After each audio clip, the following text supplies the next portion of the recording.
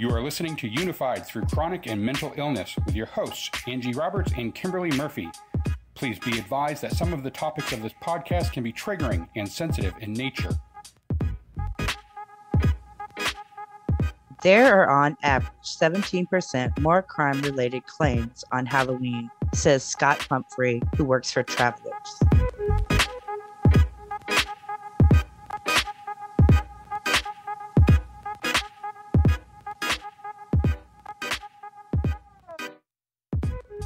Hey Spoonies, mental health warriors, and our supporters. Welcome to another episode of Unified. Today is our Halloween special. Welcome to our show. I'm Kimberly Murphy here with Angie Roberts. Hey, y'all. And today we are talking about horrific Halloween crimes. Now, Angie, I know you have a story that is so exceptionally out there. There's like lots of twists and turns, right? Yeah, it was very interesting doing the research for this. They call it the case that canceled Halloween. Mm-hmm. It's the case of Shauna Hound. She was an 11-year-old little girl who lived in Oil City, Pennsylvania. She had 2 siblings, and she loved Halloween. She was shy, but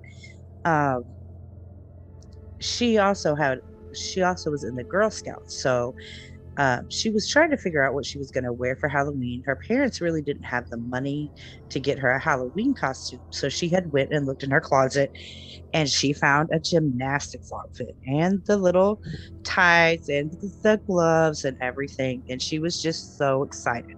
Mm-hmm. So on the 27th, she goes to the Halloween party. It's about 30 minutes from her house. Before she leaves that day, her mom says, I will not be able to pick you up, but I will send somebody to pick you up. So she said, okay. She goes to the party and they have a great time. It's a great, the Girl mm-hmm. Scouts, their parties don't last like really late or anything. So they were thinking is possible they got out about 9 o'clock, mm-hmm. 8:30, 9 o'clock. And unfortunately, there was a little girl that waited with her, but unfortunately, her mom had forgot to arrange a ride. And when she realized this, she walked with the one little girl mm-hmm. as far as she could, and then there was a T in the road, and she went one way, and the little girl went the other way. Yeah, and she was only half a mile away from home. So at that time, she was probably a lot closer to home mm-hmm. than she was before. Right. So, of course, when she didn't show up, the parents were looking for her. They had search parties. At 9:30, they called her biological father to see if she had called him, mm-hmm. and he didn't know anything. Nothing. At 10 o'clock. Did she have a cell phone? Do you know? Not back then, no. Okay. When did this happen? 92. Oh, okay. I don't know. They probably had cell phones, but I don't know if they had the kids carrying cell phones. Right. Yeah, it was kind of early for that. She didn't have a cell phone. Mm-hmm. So she was walking, and a man saw her around 8:06. Mm-hmm. His name was Dan Patton, and he noticed that Shauna was walking alone.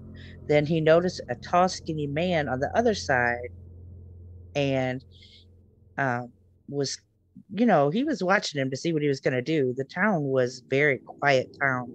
Right. And not a lot of people walked around and stuff like that. So, okay. So he notices her and he sees this slim man across the street.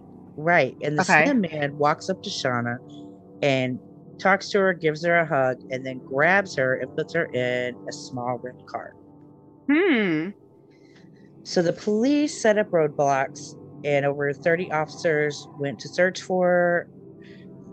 Again, they contacted her biological father to clear, that they hadn't seen him.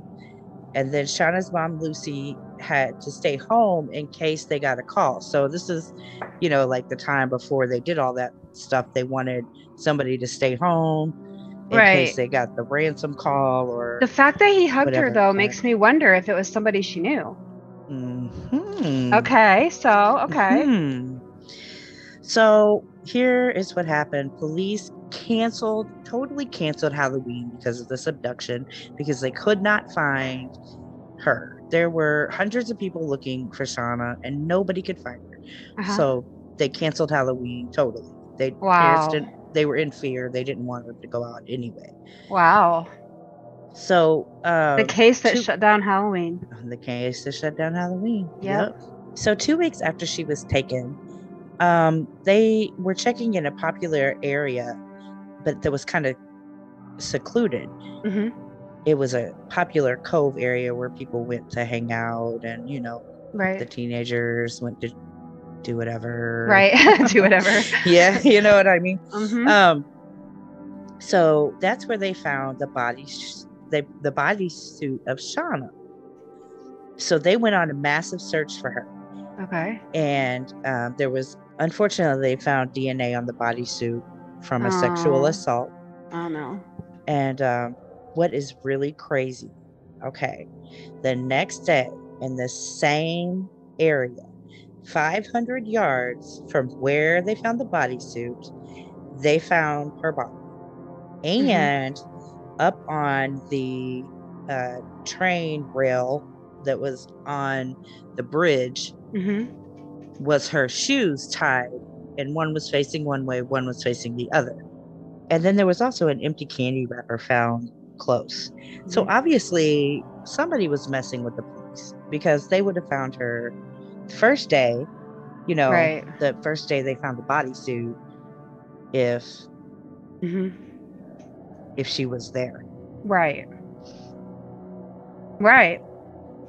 So where was she? Becomes the question. Where has she been? Where has she been to her? Right. The community was scared, and it was really hard to find people that had, saw anything. Or there was only that one witness. Yeah. There was only that one witness. She, when they found her, she had a print on her cheek. She was sexually assaulted. Her cause of death was from a fall, and she was pretty much kicked off of the bridge down to 33 feet down to the rocks.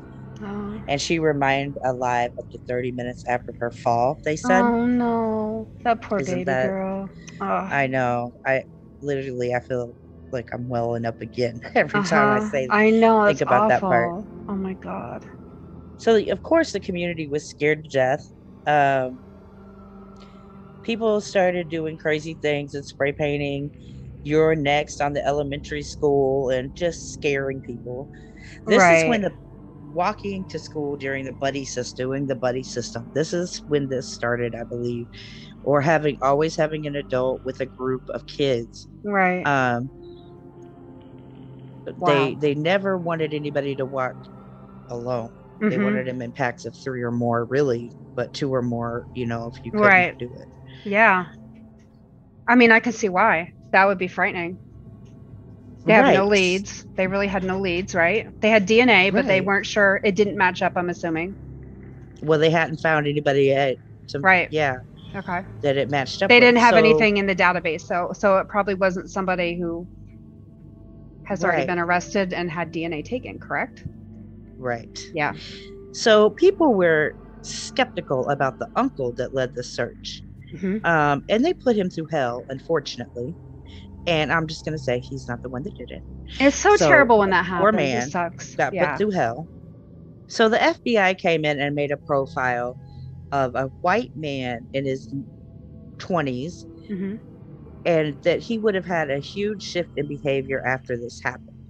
So persons of interest started to pop up all over the place. And of course, they're going to try to connect her to whoever they are. So they would start with family and branch out, which makes sense. Right, of course. So this poor uncle was getting the brunt of things, it sounds like. He was, yeah, and he had done nothing wrong. Right. It was horrible. Okay, so this new profile pops up. Did they have any did they narrow it down? I mean, that seems like a lot. There's a lot of 20-year-olds even in a small town. Right. Well, people started popping up, and so they checked into a neighbor named Michael. He was kind of odd and suspicious. He had left the day after the murder by train, but they couldn't find him. So they checked on another man named Ted Walker, who knew Shauna because he worked at a pizza place and had a red car. He was tall and skinny, and he was always trying to give the young girls hugs when they came in, and it freaked the girls out. And, he possibly, with the red car, that was that would stand out to me, like the hugger right. with the red car that knows her. Yeah. Like right. And the girl, the guy hugged her. Right. Yeah. So, but no DNA match there. So they checked out 2 brothers, the O'Brien brothers. They had an extended record of sexual assaults against adult and children. They believed they had decided that they were in jail for assault at the time of the abduction. So they really didn't look into them. They had no red car. So the case went cold pretty much. Right. And in 1997, a 4-year-old was abducted. Whoa, this is like we're jumping 5 years or whatever. Oh, wow. Yes. Yeah. Okay. It took them a while to find this person. Right. And the 17-year-old had done the murder, but there was no DNA match. They had, every time there was a murder or a child abducted or anything, they always went and checked for her too. So, and nothing had come up. And nothing had come up years later. And so Halloween was becoming a reminder of just the kidnapping. It was a really sad time. But in the early 2000s... can you imagine too, though? Think about the killer. Like, the killer's sitting in that town every Halloween remembering what he did and still hasn't been caught. He's probably feeling pretty confident at this point. Right. Yeah. Right. So in the early 2000s, they had to question Tim O'Brien again. And as soon as Shauna's name was brought up, his demeanor changed. His DNA was negative, though. So they went and checked everything and found out the O'Briens had not been in jail. Oh, boy. As they thought that they were in jail. Wouldn't that be easy to check? You would think. I know. Like, that seems like I don't understand how that got... Yeah, that would be a story in itself. How that got messed up. Right. And James O'Brien had told somebody that he had killed Shauna. So... Okay. They started questioning... So were they Tim all working Walker together, again, I wonder? Who had... Yes. They started wondering if there was more than one person. If there could have been 2 people. And then eventually they led on to think that maybe there was 3 people. Right. And so through the questioning of Ted Walker, that they found out that he did have a red car, that the brothers lived with him. There was flaws all over the place in the paperwork. And he had just told the police that the red car didn't run, and they didn't even go and check to see if it ran or not. So they just... These police officers, I'm like sitting here going, why did they... I know. Wow. Okay. So the brothers were living with this guy. Did I hear that right? Oh my goodness. Yes. Okay. So after they grabbed Ted, his answers just started to pour out. He was... I guess he was just done. So the brothers telling him that the brothers had stayed with them and they had wanted to make a mockery of the police there because they believed that the police there were incompetent. So they formed this insane plan. Right. Well. So they formed this insane plan that they were going to kidnap a kid, but only for 20 minutes and just hold him for 20 minutes, then let him go. Nothing else happened. This is their motive? Their motive was, yes. Oh my goodness. Okay. So that's why they took her, was they're saying to point out how bad the police were. Dan Patton called in and said Dan Patton was the guy that saw Shauna walking. Ted was the guy that he saw. So Ted was brought back in and things were kind of strange. Ted said the brothers stole his car and that he walked up to Shauna and gave her a hug. Shauna knew him from the pizza place. He gave her a hug, grabbed her up and put her in the car. They get to the house and everything is supposed to be like 20 minutes, right? Right. Hold her 20 minutes. Well, all of a sudden he hears screams coming from upstairs. So he goes up to see what the brothers are doing. And they look at him and they say, if you don't leave us alone, your son will be next. So he went back downstairs. James finally was a DNA match. Okay. And so he is the one that at least Assaulted they know her. that sexually assaulted her. Right. Aww. In 2004, Tim and James were arrested. And then Ted was arrested the next day. Ted snitched, but he did kind of change his story, saying that they were already there, meaning that he would not have been the person that gave her a hug and threw her in the car. Which is not true, right? Right. So they were arrested and put. That, though. So did he testify against them in court? He did testify against them, but he kind of changed it up a little bit. On the 26th of August, James and Tim were found guilty of sexual assault, second and third degree murder, and conspiracy to commit kidnapping. Wow. What was the sentencing? Their sentencing was 20 to 40 years in prison, which was held consecutively so that they would never get out. That's good, because anyone could do that to a child, especially. Yeah, they were held without possibility of parole. Yeah, that poor girl. What a story that is. And how is the town doing? Was there any follow-up? I did read some follow-up. The town has become it's not as I'm not saying it's a ghost town, but there's just not as many people living there anymore. Yeah. It's kind of faded It's gotta out. be hard for a small town to recover from something like that, I think. It never really leaves you after that, I think. If you're living in a town that something horrible has happened to one of its children. It's terrible. Yeah, especially on a major holiday, it's really hard. Yeah, because you're reminded of it every year. Right. And it's a kid's holiday, so yeah. Keep your kids safe, people. In this case, it wasn't the parents. We've all forgotten. I mean, it happens. Right. I can't even imagine what her mom.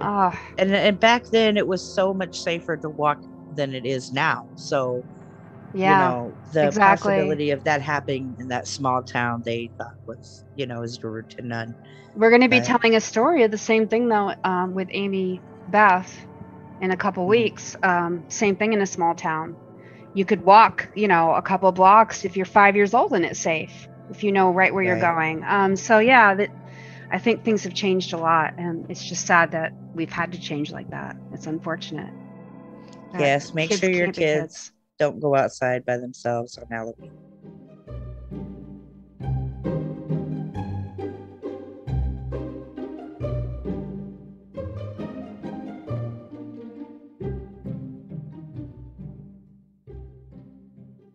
Okay, so the story I have for you today is about a really notorious serial killer. His name is Lawrence Bittaker. He has a partner named Roy Norris, and they kill 5 or 6 women over the course of 5 months and are labeled as the toolbox killers, which I'm sure a lot of people have heard of already. Yes. However, on Halloween in 1979, there was a 16-year-old girl. She went by Lynette Ledford, who lived in Burbank, California, and she was at a Halloween party and decided to hitchhike home. And they were notorious for picking up hitchhikers. It's just an easy opportunity. And back in 1979, everyone was doing it. So, but she never made it home. So they picked her up and they did to her what they did to all their victims. And she was tortured, sexually assaulted. Just to give an idea of how horrible Bittaker was, he would take, his nickname was Pliers, because he would take pliers and he would assault them, I'm just going to say externally on their body and internally.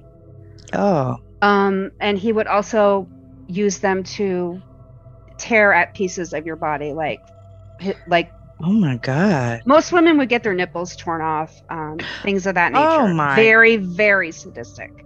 Very sadistic. Disgusting. And this is why we have our trigger warning, because this is a really hard story to hear. But this is how bad they were. And what actually got them caught, they did murder Lynette Ledford. However, she was instrumental in them getting arrested, because Norris was bragging to friends about the string of murders, like he was so proud of what he had done. So that is actually what got them arrested. A friend went to the police. The evidence they had, though, that sealed the deal was of Lynette Ledford screaming for 10 minutes straight. Wow. They would record these, and they said people in the court, everyone in the court was just in tears. They had recorded themselves torturing her with screwdrivers, raping her, and then strangling her with a coat hanger. Oh my God. That is just horrible. Right. And she was screaming and begging for her life. And so that is what sealed the deal. It put them both in prison. Norris got life in prison because he, snitched. Bittaker was he was on death row for like 34 years and never, I don't know why it took so long while he was on death row for so long, but they never executed him. He died in prison before that could happen. So, he never saw the light of day and was never able to hurt another victim. So after Norris was talking, Bittaker was found in possession of drugs when they pulled him over, and they got him on a parole violation. When they searched the van, inside the van, they found a sledgehammer, they found lubricant, they found lead weights in a plastic bag, they found 2 women's necklaces, but the most damning piece of evidence was the tape. Right. Begging for mercy, screaming in pain, and the 2 men's voices, they could hear both of them mocking her and ordering her to scream more and things like that. They also found in their apartment 500 Polaroids of girls all taken in that area. They were all aged like 13 to 16 in that age range within 5 months. So the police did suspect that these 2 might have been involved in this last murder just because they had so many unsolved murders happening in a quick succession of time. So, but once they found all that stuff, they must have been so excited. If I were a police officer and I were trying to solve this case, to find all of that stuff, definitely sealed their fate. I mean, they had so much evidence, it sounds like. So definitely, it really sounds like it was, just to kill that many people in that short of a period of time is crazy. Because the worst part too is they met in jail. These 2 met in jail, and they would like share their sadistic fantasies, and that's how they became friends. So they made plans to do this the whole time they were in jail, and when they got released, they just got to work because they had already planned all of these abductions and rapes and tortures. And from what I understand, the first one was in June of that year. So they didn't even have a whole it was very fast. It wasn't even a full girls. And we're talking 5 girls, so like an average of 1 every month. Right. And the police were just all in this same area. So the police were thinking, this must be it. Now, they disposed of the other girls' bodies in different ways where they were hidden. What was interesting about Ledford is that they literally dumped her on somebody's front lawn. Oh my God. They literally drove by and just tossed her on the lawn and kept going. And which I find really interesting because the other girls, like I said, were hidden. It's almost like they were saying, hey, catch us if you can, kind of thing. They weren't getting enough attention. Yeah, it sounds like that they were real, those kind of, They're the worst of the worst. Guys were you'll never catch me and you're too stupid. And, the police are nothing, kind of like how they probably felt kind of like how my guys felt. And Bittaker had this like sense of entitlement anyways, and like he's so much better than others and above everything, and he actually smiled calmly while the tape was being played in court and said that it was a tape of a consensual threesome. He was smiling in court saying, oh, this is consensual, this was a threesome, she totally wanted to do this with us. That's all you're hearing. That's disgusting. Yeah.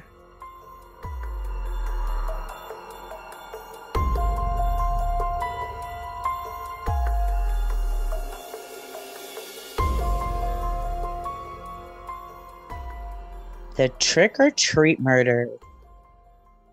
Okay. So in 1957, Peter and Betty Fabiano, they went to sleep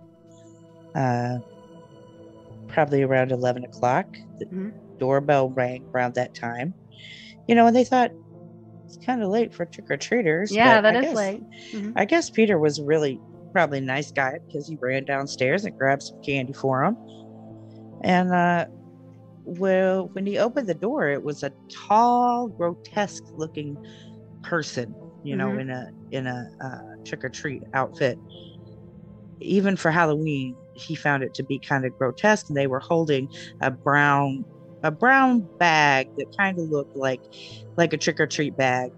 But unfortunately, it had a gun in it, and this man shot Peter point blank with the gun. Yeah. And so, of course, Betty comes downstairs and calls the police and everything. So did he shoot and run, and he just shot and took off? He shot and run. So before all this, Peter was a successful business owner. He was a business owner and operator of a local beauty salon. He had served in World War II. He kind of had the picture perfect family, everybody thought. And then in comes Joan Rebel. Well, Joan and Betty became quick friends. Okay. And even when Betty left Peter because they were having issues, she went and stayed with Joan. Well, Joan and Betty had a relationship. So, yes. So when Betty come back, Peter said, I don't want to hear her name. I don't want you to talk about her, think about her, nothing. I don't want to hear anything about her ever again. Right. So come to find out, Betty had told Joan that he was very abusive and controlling, and he had a dark side, very manipulative. And then in 1957, Joan met Golden Pizer. Golden Pizer. And she was a medical secretary. Joan had told Golden all about what the Fabianos and everything, and described Pete as pure evil. And in 3 months, Joan had talked Golden into becoming an unpaid hitman. So on Halloween, she received a package that had a disguise and a gun wrapped up in a trick-or-treat bag. It reportedly only took one shot, of course, because they shot at point blank. Right. And Betty had forgot to tell Golden where to put the gun. And I guess she didn't know on her own. So she went to a store and put it in a locker that was there. The detectives found that 2 weeks later. Golden pled not guilty initially by the reason of insanity. She claimed that Joan cast a spell on her and she couldn't resist but follow through with the spell that Joan had cast on her. So that didn't work. Right. They were both sentenced to 5 years to life, and it's unclear how much time they both served. And check this out. Okay, so Golden passed away in 1998. Betty sold the salon after Peter died and remained in prison. She remarried in 1966 and passed away in 1999. And Joan, she just disappeared like a ghost into thin air. Interesting. And never been seen or heard from again. Wow. If you're out there, Joan. Joan, we know what you did. We know what you did. We know what you did that Halloween.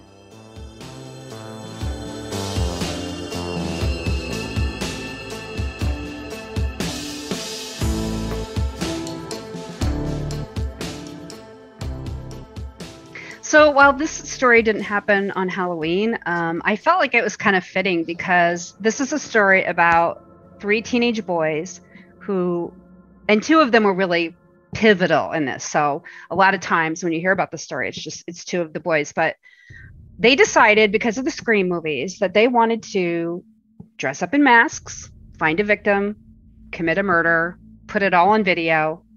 And so they set about this plan. The boys' names Wow. were, yeah, the boys' names are Brian Draper and Tori Adamick. Or Adamsick? Excuse me if I've said that wrong. But they were both students at Pocatello High School when they started recording and started planning their crime. So anybody who's seen the documentary, they actually play these videos. And these two boys are seen in this homemade film where they're getting so excited about the idea of killing somebody, and they're looking for a victim. So they're like, oh, will it be you? Will it be you? And they're pointing the camera at different girls. And so finally they find out that their friend Kathy Jo Stoddart, who is a 16-year-old girl, she was a cheerleader, very active in high school, had a bright future.